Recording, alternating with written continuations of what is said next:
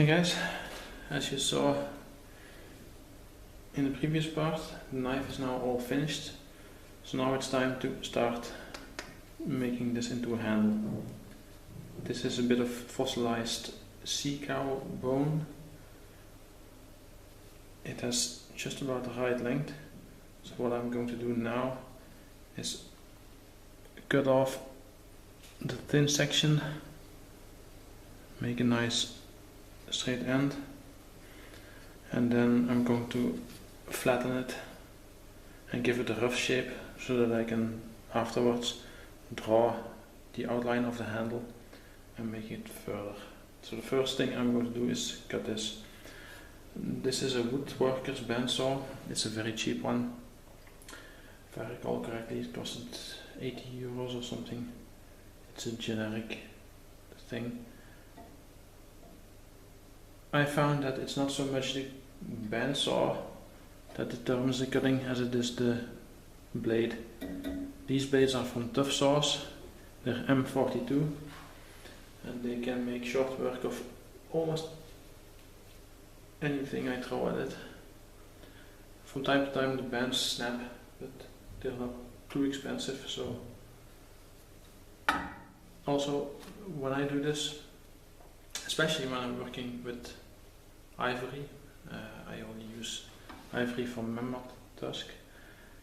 You want to use fresh saws so that it's still very sharp and it doesn't develop any heat. Working bone or ivory with a dull saw, that's asking for problems. Okay.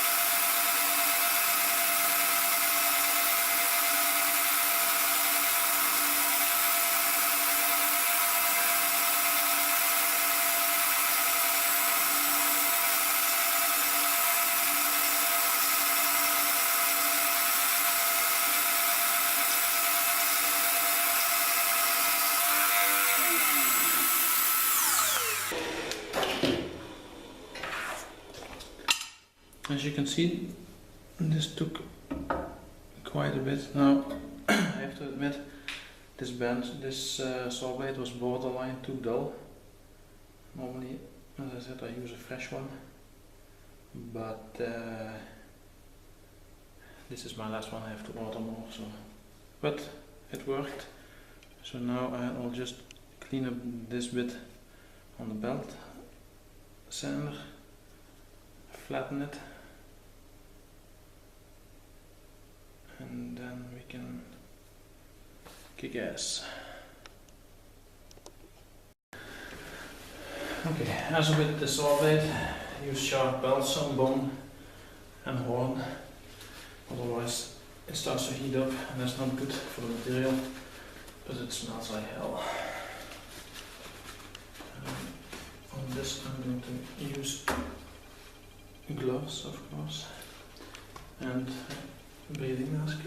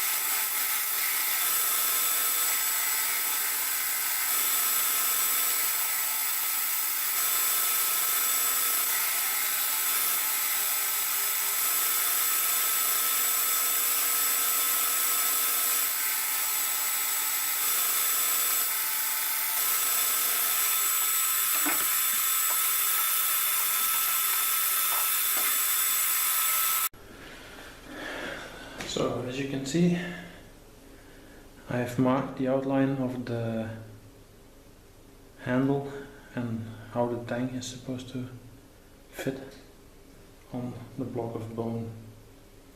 Now, the first thing I want to do sorry, is drill a hole to where the tang has to go. And I do that before I remove any more of the bone. The reason being that if I'm slightly off with the angle in which I drill, I can still fix it. Whereas if I shape the handle first and I drill and I'm off then, that's more difficult.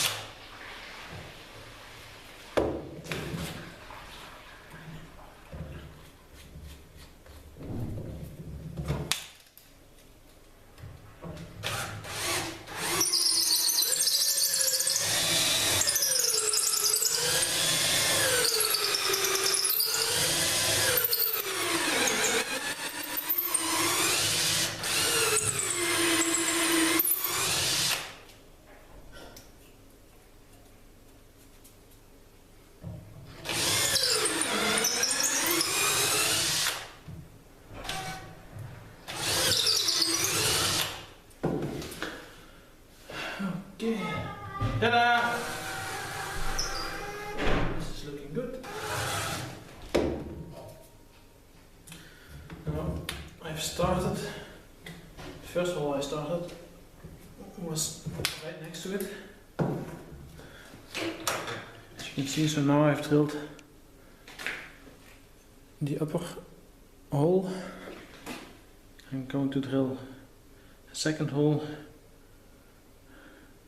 underneath it at a slight angle, so that when they connect I only have to do a minimal amount of work to make sure that the tang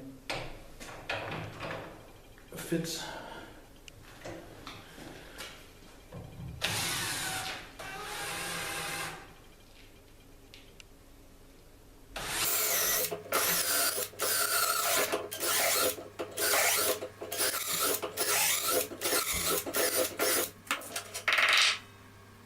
Just looking more or less okay. Of course the tang won't fit in all the way yet. Now I have to clean up a bit here.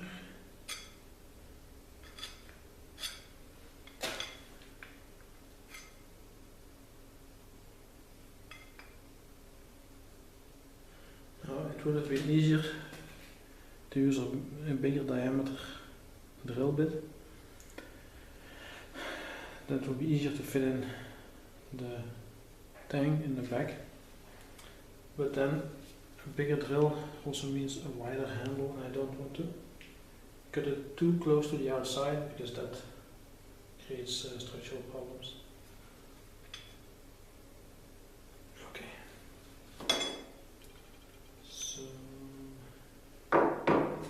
Let's do this then.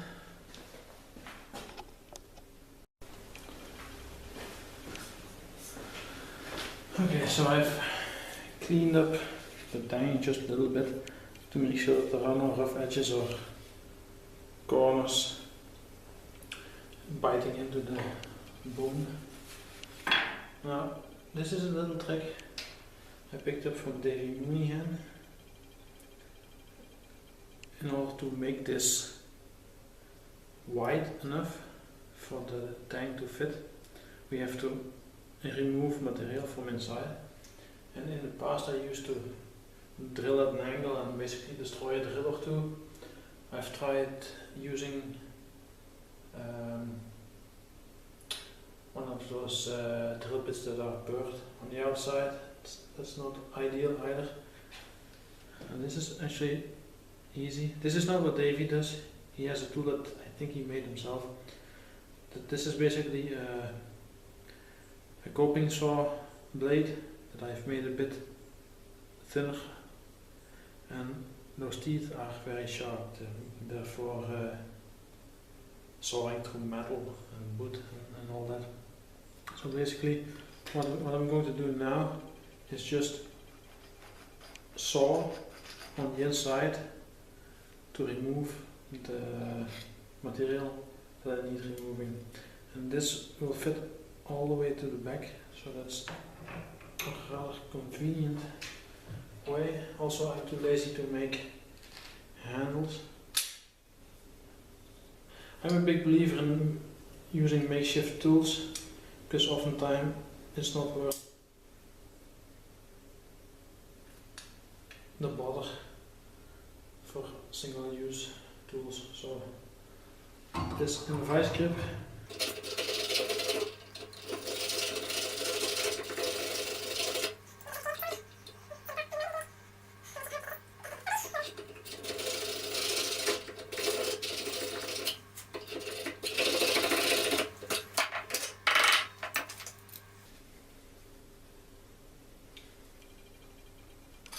better, but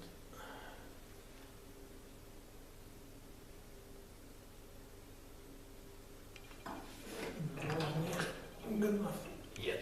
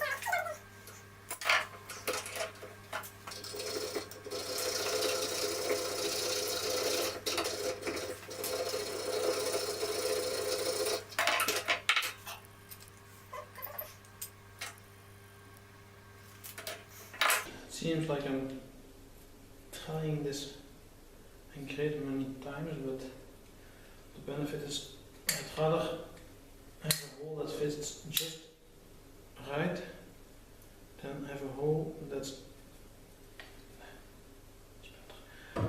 too big.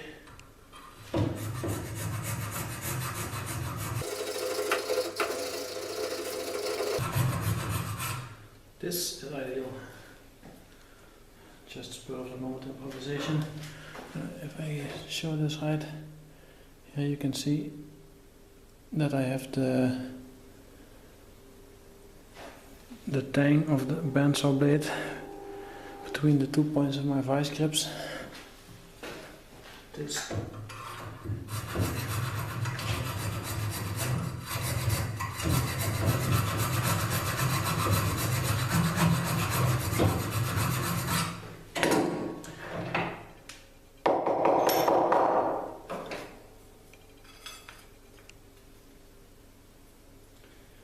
close, but no cigar.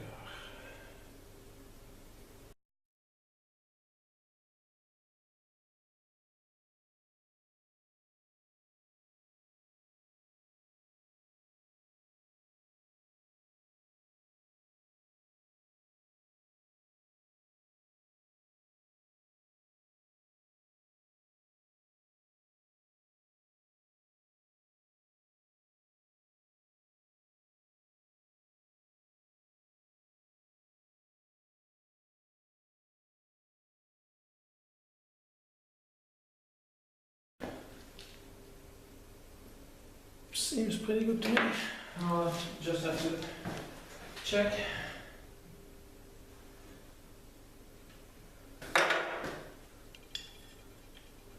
Yeah, okay, so this is the horn I'm going to use for the bolsters.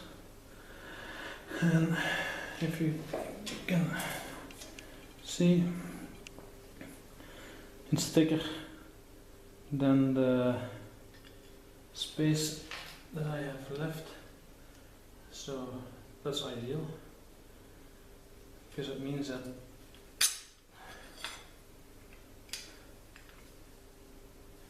this is as much as I need.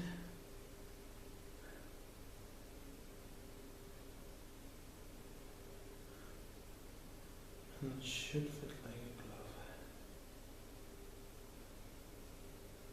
glove. Now, normally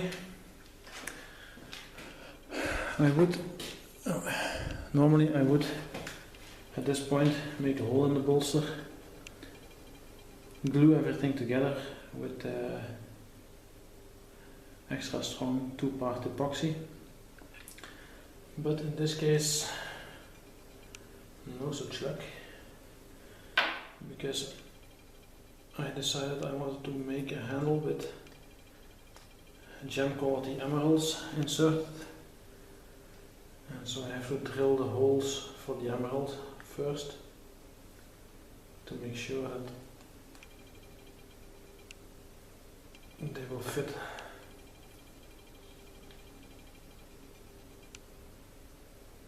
Okay, so what I can do now is, with the hole made, I can shape the handle a bit more like what I want. When that's done, I can show you how I will fit the emeralds. And then for the final piece, I will show you how I'll make a hole in this thing. And yes, this is going to be as boring as it sounds.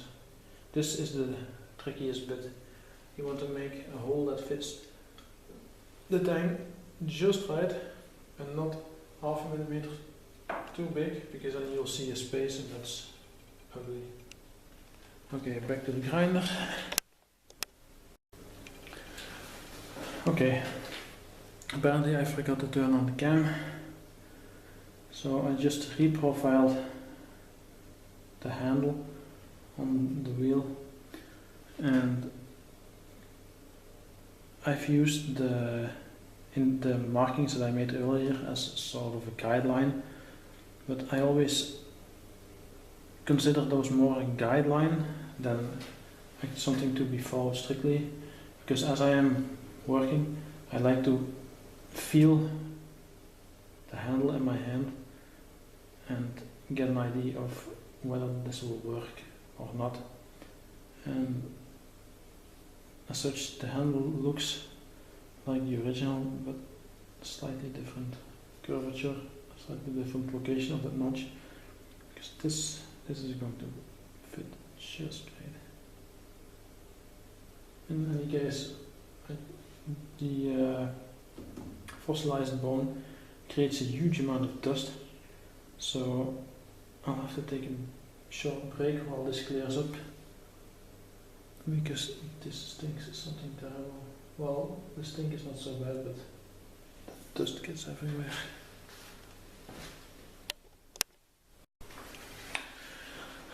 Okay, so the handle is ready. The knife fits just about right. Now it's time to make the bolsters.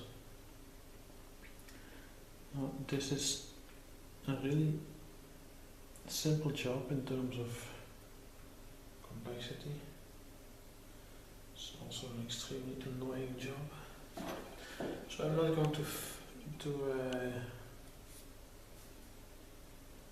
make a video of all that. Basically what I'm going to do is drill a couple of holes, then file them to connect the holes, and then I'm going to make sure that it can slide over to the shoulders of the knife without any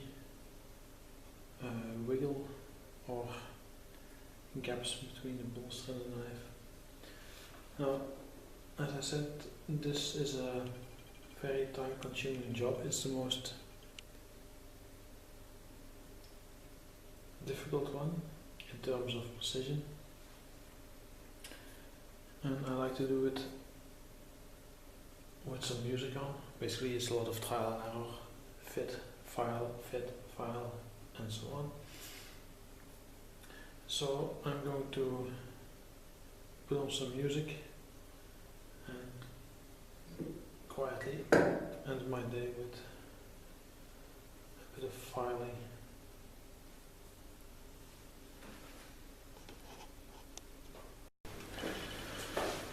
Okay, so as you can see, I've fitted the bolster.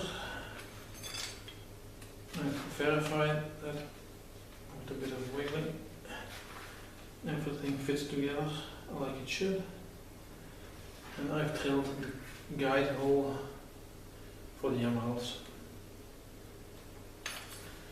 The guide hole is important because I want to make sure that when I drill the holes for the emeralds, they're at the same location on both sides.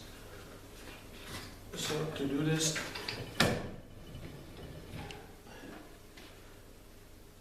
first I drill the medium hole.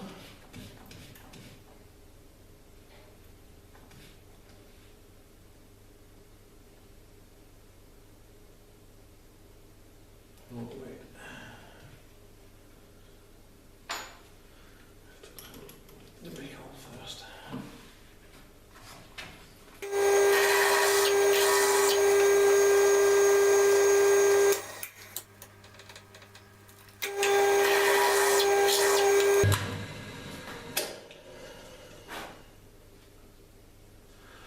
Okay, now I've drilled the circumference of the emerald, where it should fit quite snugly.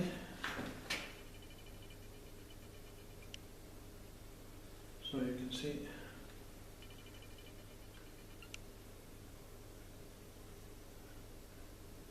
it'll fit perfectly in there. In fact, it fits so freaking well that I have to push it out from the other side. Try not to drop it in the junk and clutter.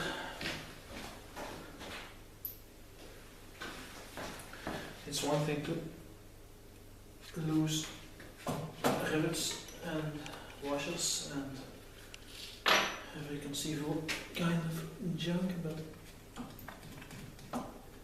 losing a jump holding around.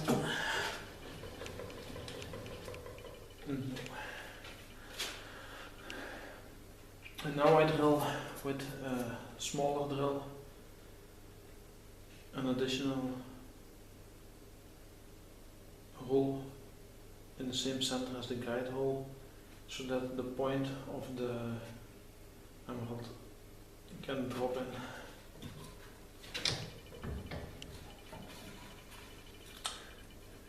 It's important to drill the big hole first, because if you drill the little hole first and then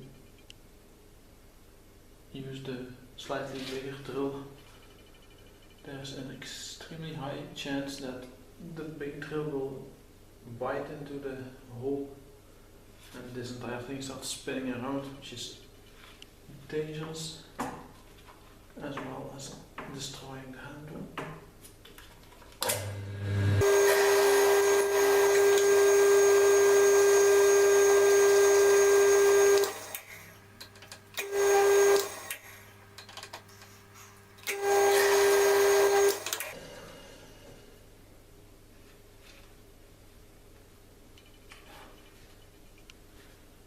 You may have noticed this here. This is just a screw that I've drilled into the piece of wood I use as a support, so that if I start drilling, the handle cannot suddenly jolt into motion. Now let's see if holes fit on both sides. Okay, I have to drill the big hole a bit deeper. And of course, everybody does what they want. Now I'm not going to drill with power, because I've already drilled a medium hole. If I drill with the big drill now, this thing goes flying. So what I have figured out is that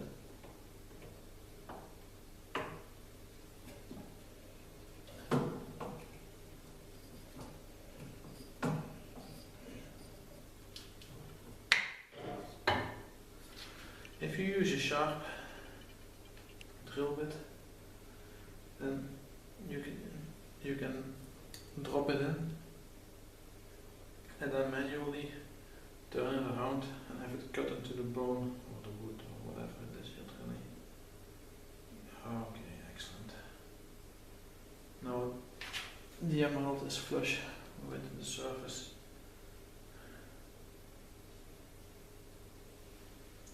I'll have to do it on this side as well.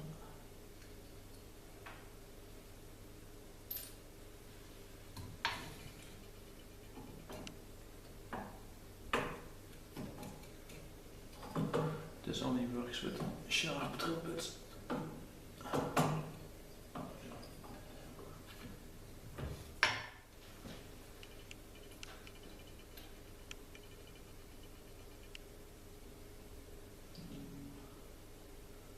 Still need just a bit more. It's better to do this one step at one bit at a time, because you can't put it back if you cut it out.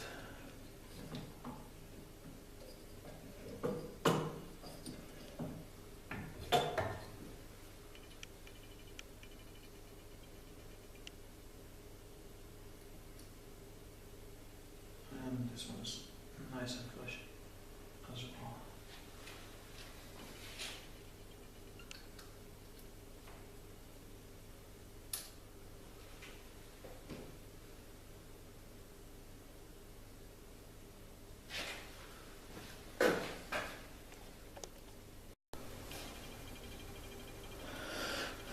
Okay, the holes are okay. I've checked everything one last time. I've polished the bone for the bolster. You know, this part you always have to polish first, because once it's in there you don't get a chance to polish it anymore. So I verify it again. Everything fits. You always want to verify things an extra time, and this is looking okay. You know, once you've mixed the epoxy and start putting it in, it's too late to start adjusting. Always fit things one last time before the glue goes in. Learned that the hard way. The tape on here is just because I drilled holes in the handle and I don't want the glue to come pouring out. So I've closed them up. And with that said, let's start mixing the glue, and then we can go the distance. Okay, here we are with the epoxy. Another tip. You want to make sure that you have too much epoxy, because once you're doing this, there's almost no time to make more.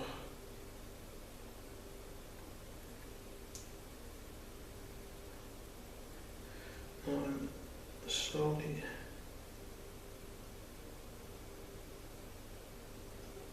dropping it in.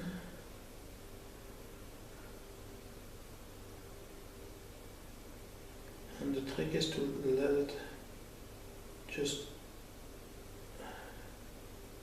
sink in the hole and some speed. That way the air gets expelled naturally, assuming the hole is large enough.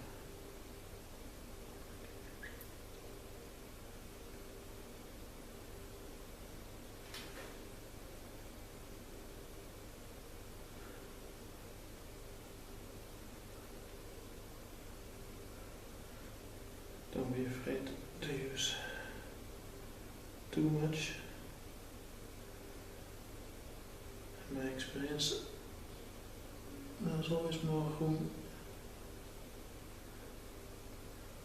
than you've anticipated.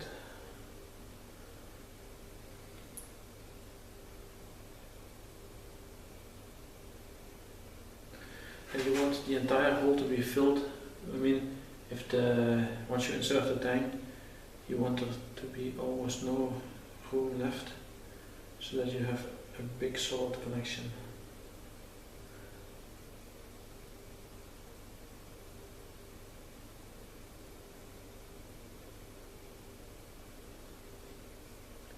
In this case, I've made quite a bit of glue, and I'm fairly certain that's going to be way too much, but that's preferable than to have a borderline not enough. So one of the things I can advise you is to always wear gloves when doing this, because once you start getting too part epoxy in your hands, it's very hard to pull off.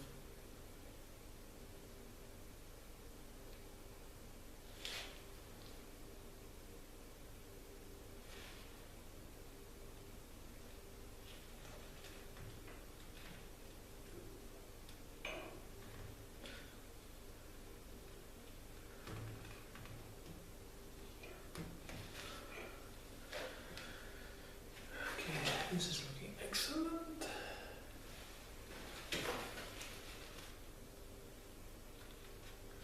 As the glue sets, I'm going to check back 1 or 2 times just to make sure that the blade aligns perfectly with the handle. And there's obviously some wiggle room there. And I'm just checking to make sure that the glue is squished out from all sides, so that I'm sure that the contact with the bolster and the blade is 100%.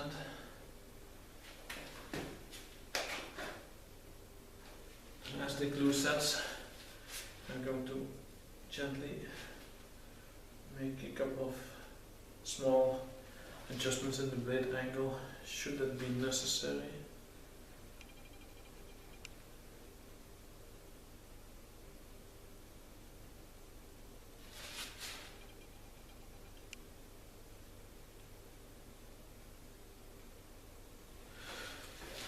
So you will be surprised how quickly this stuff sets.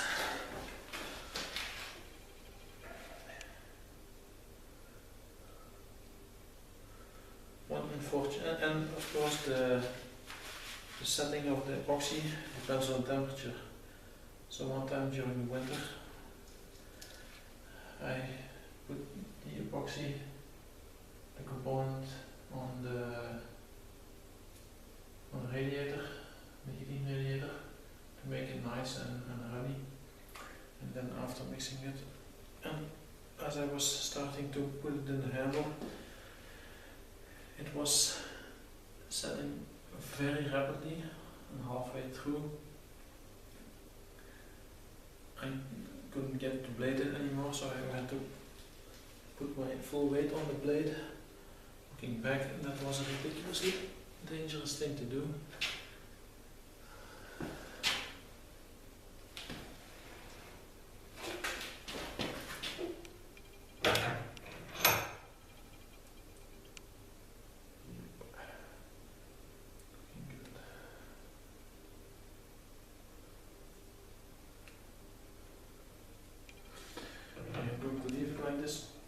for a couple of hours until everything is stabilized.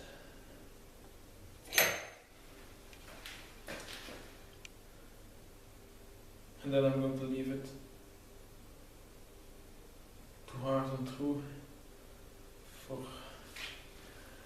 a day or two. It shouldn't, normally 12 hours should be enough, but I always leave it for a bit longer. It's better safe than sorry.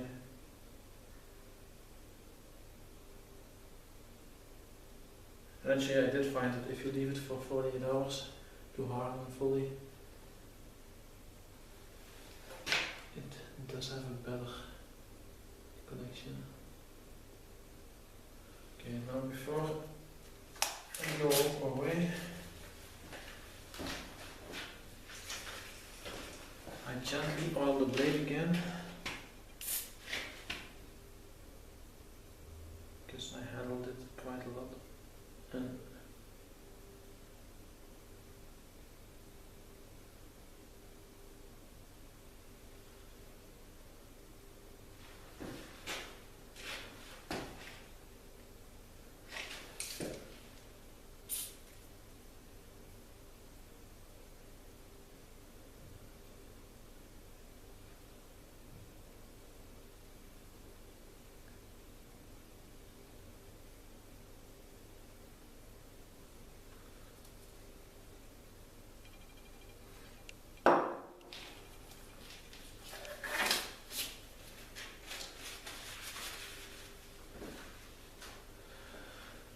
And that concludes the part where I mounted the handle.